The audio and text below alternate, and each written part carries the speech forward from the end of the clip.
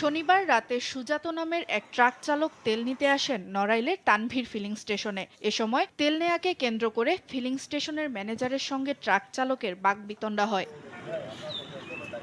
CCTV ফুটেজে দেখা যায় বাকবিতণ্ডার পরও ওই ট্রাক চালক পাম্পে অবস্থান করেন। পরে রাত 2টা 10 মিনিটে ফিলিং স্টেশনের কাজ শেষ করে নিজ বাড়ির উদ্দেশ্যে মোটরসাইকেলে সহকর্মী জিহাদকে নিয়ে পাম্প থেকে বের হন নাহিদ। এ সময় দ্রুতগতিতে তাদের পেছনে ধাওয়া করতে দেখা যায় ট্রাকটিকে।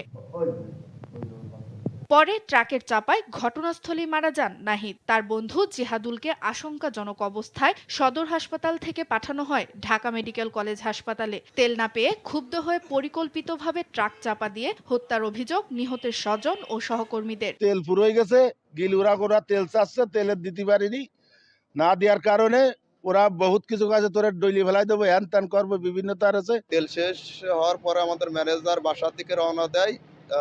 সেও তার পাশ যায় পাম্প থেকে 200-300 মিটার সামনে যেয়ে তারে টায়ার চাপা দিয়ে মারে ফেলে।